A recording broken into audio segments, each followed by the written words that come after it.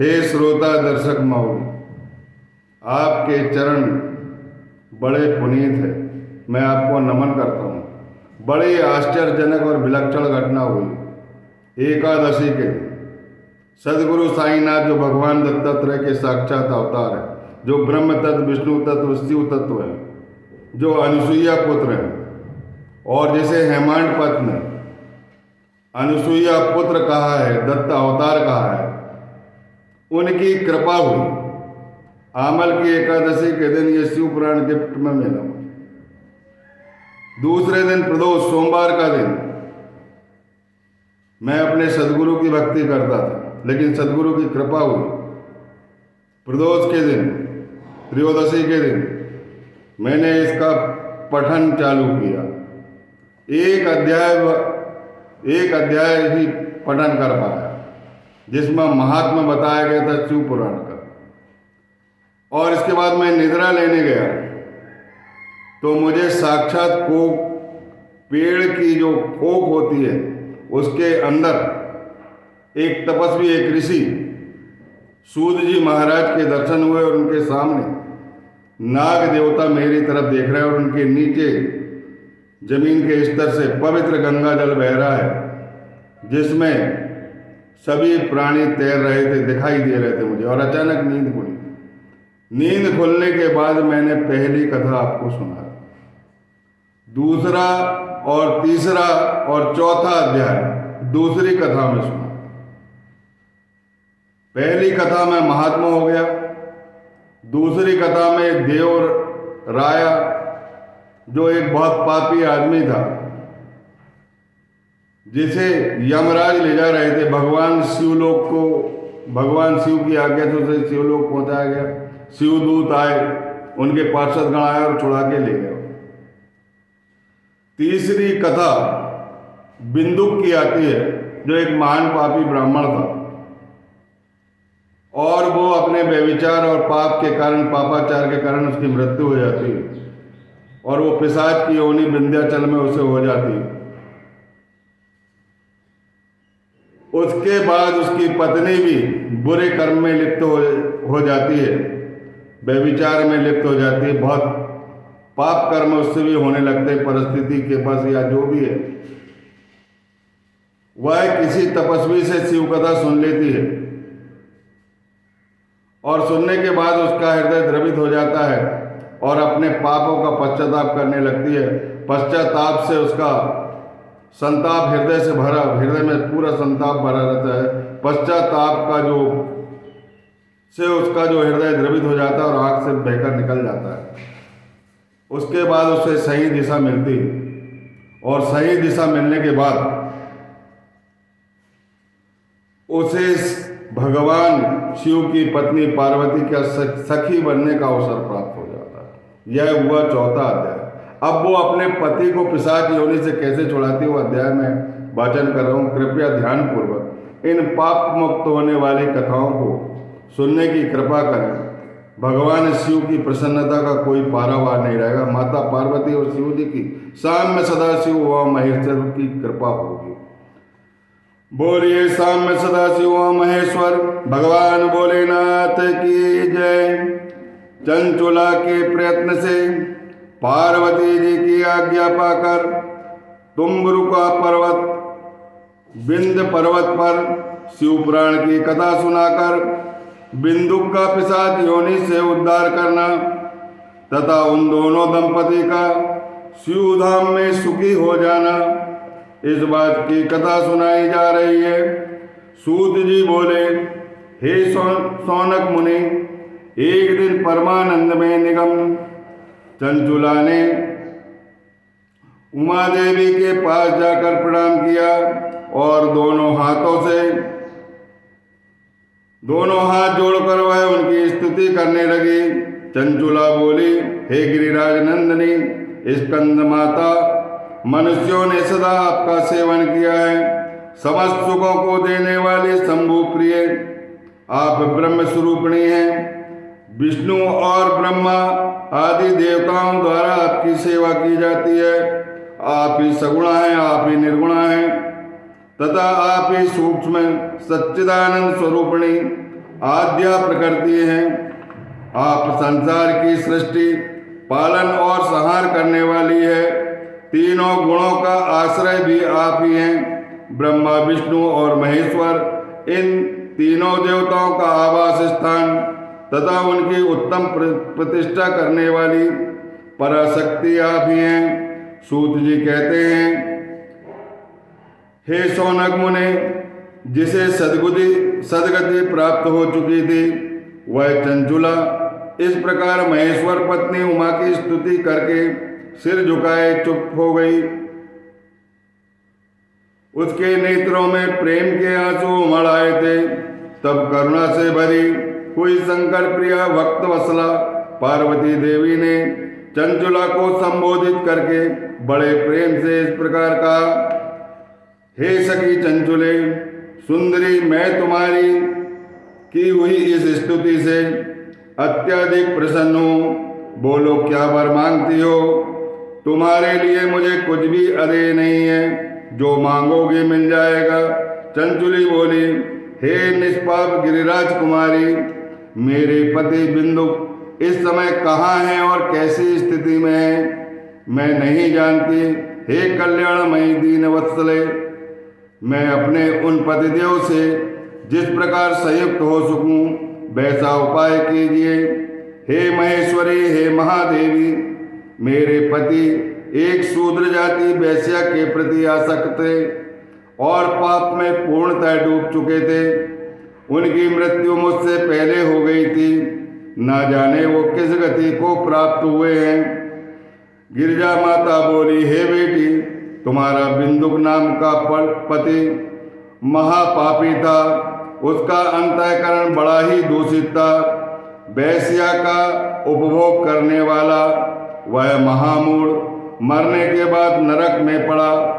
अगणित वर्षों तक नरक में नाना प्रकार के दुख भोग कर वह पापात्मा अपने शेष पाप को भोगने के लिए विंध्य पर्वत पर पिशाच बना हुआ है। इस समय वह पिशाच अवस्था में ही है और नाना प्रकार के क्लेश उठा रहा है। वह दुष्ट वहीं वायु पीकर रहता है और सब प्रकार के कष्ट सहता रहता है। सूत जी कहते हैं, हे शौनक मुनि, गौरी देवी की यह बात सुनकर उत्तम व्रत का पालन करने वाली चंचुला उस समय पति के महान दुख से दुखी हो गई।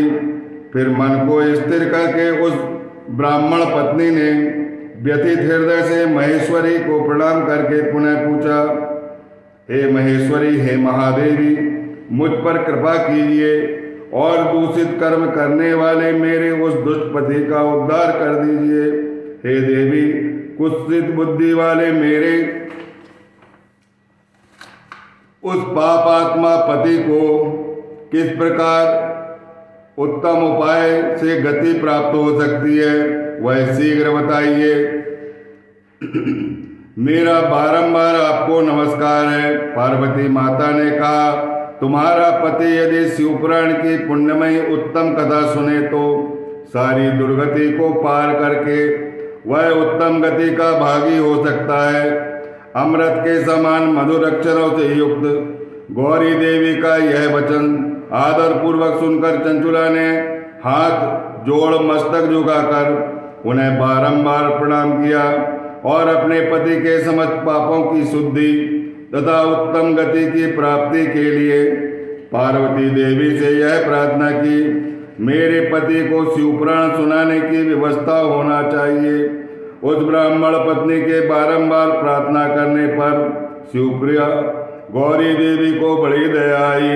उन भक्त वत्सला महेश्वरी गिरिराज कुमारी ने भगवान शिव के उत्तम कार्तिका का गान करने वाले गंधर्वराज तुम्बुरु को बुलाकर उनसे प्रसन्नता पूर्वक इस प्रकार कहा, हे तुम्बुरो, तुम्हारी भगवान शिव में प्रीति है। तुम मेरे मन की बातों को जानकर मेरे अभिष्ट कार्य को सिद्ध करने वाले हो। इसीलिए तुमसे मैं एक बात कहती हूँ, तुम्हारा कल्याण हो। तुम मेरी इस सखी चंचुला के साथ शीघ्र ही विंध्य पर्वत पर जाओ। वहाँ पर एक महाघोर और भयंकर पिशाच रहता है। उसका वृतांत तुम आरंभ से ही सुनो। मैं तुमसे प्रसन्नता पूर्वक सब कुछ बताती हूँ। पूर्व जन्म में यह पिशाच बिंदुक नाम का ब्राह्मण था। मेरी इस सखी चंचुला का वह पति था, परंतु वह दुष्ट वैश्यागामी हो गया। स्नान संध्या आदि नित्य कर्म छोड़कर सदैव पाप करने लगा, अपवित्र रहने लगा। क्रोध के कारण उसकी बुद्धि पर मूढ़ता छा गई।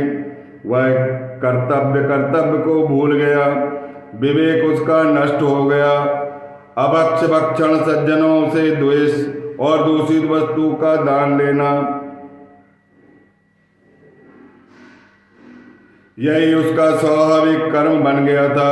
वह अस्त्र शस्त्र लेकर हिंसा करता, बाएं हाथ से खाना खाता, दीनों को सताता और क्रूरता पूर्वक पराये घर में आग लगा देता था। चंडालों से प्रेम करता और प्रतिदिन वेश्या के संपर्क में रहता था। बड़ा दुष्ट, बड़ा पापी था। वह पापी अपनी पत्नी का परित्याग कर दुष्टों के संगम में आनंद मनाता था। वह मृत्यु पर्यंत दुराचार में ही फंसा रहा। फिर अंतकाल आने पर उसकी मृत्यु हो गई। वह पापियों के भोग स्थान यमपुर में गया और वहाँ बहुत से नरकों का उपभोग करके वह दुष्टात्मा जीव इस समय विंध्य पर्वत पर पिशाच बना हुआ है। वहीं वह दुष्ट पिशाच अपने पापों का फल भोग रहा है। तुम उसके आगे यत्न पूर्वक शिवपुराण की इस दिव्य कथा का प्रवचन करो, जो परम पुण्यमयी तथा समस्त पापों का नाश करने वाली है। शिवपुराण की कथा का श्रवण सबसे उत्कृष्ट और पुण्य कर्म है। उससे उसका हृदय शीघ्र ही समस्त पापों से शुद्ध हो जाएगा और वह प्रेत योनि को त्याग कर देगा।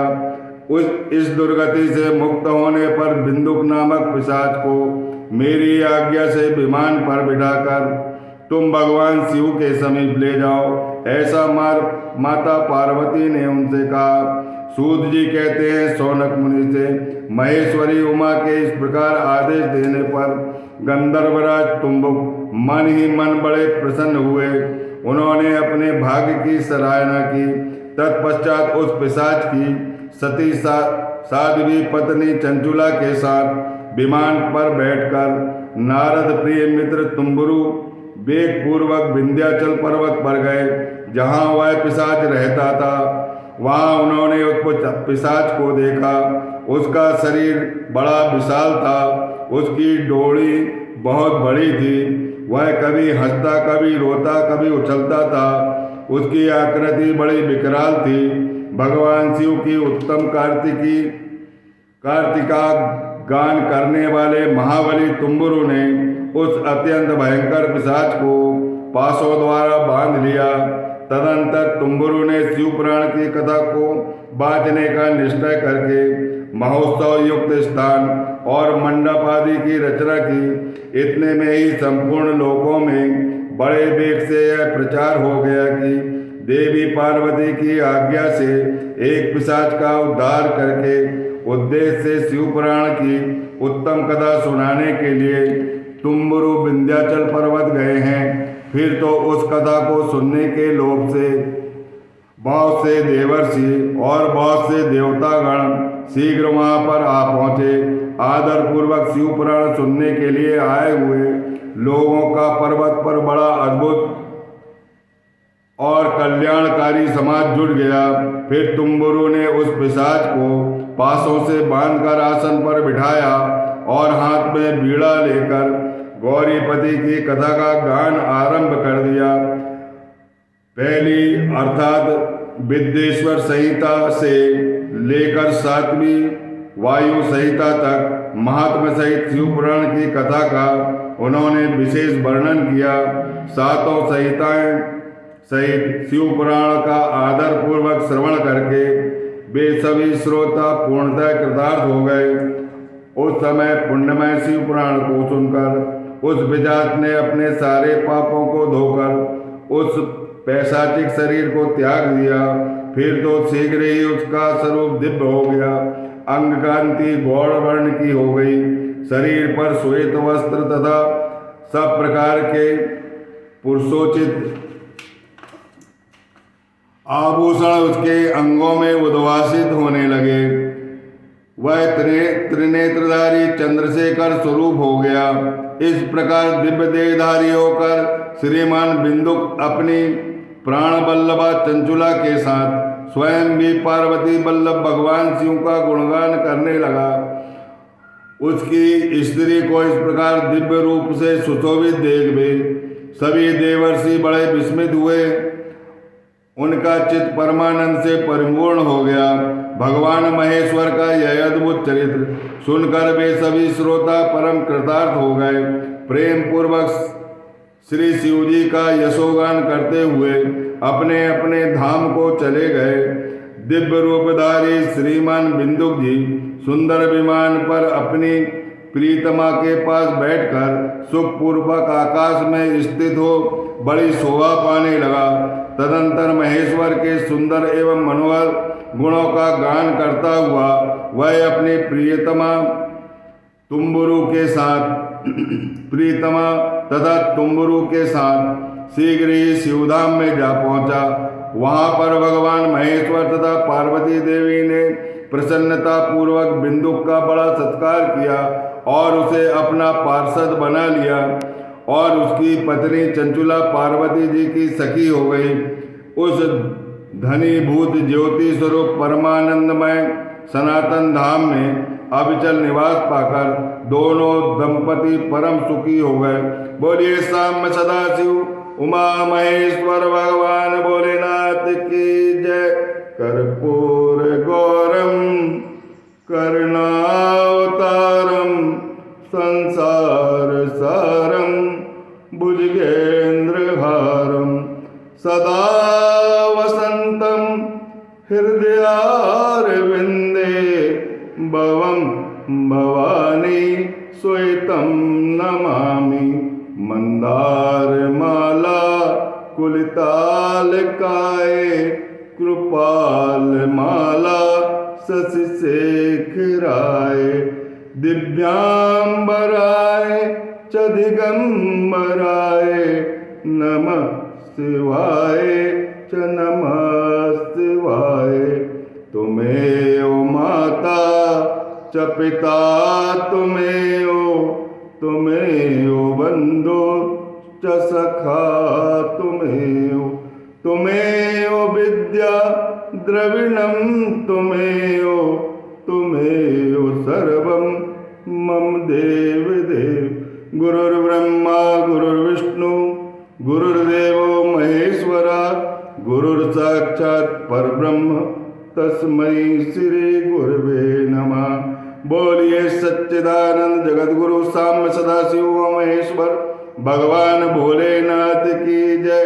जो इस कथा को सुनेगा, जो महापापी को भी शिवलोक में आदर सम्मान से ले जाता है, ऐसी कथा को सुनने वाले के समस्त पाप जलकर नष्ट होंगे। चाहे वो कितने ही बड़ा पापी क्यों ना हो, लेकिन शिव पुराण समस्त पापों को जलाकर भून के रखने वाला है। इस शिव पुराण की कथा को सुनिए और मनवांछित फल की प्राप्ति कीजिए। अपना ये 5वां अध्याय महात्माला समाप्त हुआ। अब एक अध्याय और है, फिर आगे की कथाएं हम सुनाएंगे। बोलिए उमा महेश्वर भगवान भोलेनाथ की जय।